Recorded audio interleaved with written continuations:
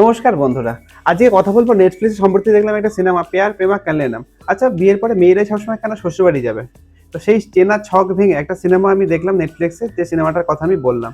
সিনেমায় দেখানো হয় এলা নামের একটা ছেলে, যে থাকে দুবাইতে, তিনি নিজেই পরিচালক এই সিনেমার। তো তার সাথে পরিচয় হয় সোশ্যাল মিডিয়া ইনফ্লুয়েন্সার পাভির সঙ্গে। তারপরে ঘটনাচক্রে তারা বিয়ে অবধি এগোয়। কিন্তু বিয়ের পরে পাভির মনে হলো সে নিজের বাড়ি ছেড়ে যেতে পারবে না, শ্বশুরবাড়ি থাকতে পারবে না। তো কিছু করার নেই, লাস্ট অব্দি ছেলেটাই বাধ্য হলো তার সঙ্গে এসে সেই বাড়িতে থাকার জন্য, অর্থাৎ ঘর জামাই হয়ে থাকার জন্য। তো সেখান থেকে সুন্দর একটা গল্পটা এগোয়। প্রথম প্রথম তো মাথায় করে রাখছিল চুম, খুব সুন্দর আদর যত্ন ভালোবাসা। কিন্তু যত দিন এগোতে থাকলো তো সে একটা চাকরে পরিণত হলো। সেটা খুব সুন্দরভাবে দেখানো হয়েছে সিনেমায়। পজিটিভ যদি বলি, এলানের অভিনয় বেশ ভালো লাগবে, ডিফারেন্ট স্টোরি, সেটাও বেশ ভালো লাগবে। আর সিনেমার ফার্স্ট হাফটা কিন্তু বেশ মজার। নেগেটিভ যদি বলি, সেকেন্ড হাফের পর থেকে সিনেমাটা কোথাও যেন খেই হারিয়ে ফেলে।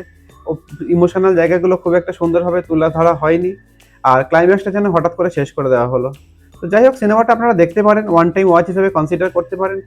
বেশ মজার, ভালো লাগবে। একবার অবশ্যই দেখুন, হতাশ খুব একটা হবেন না।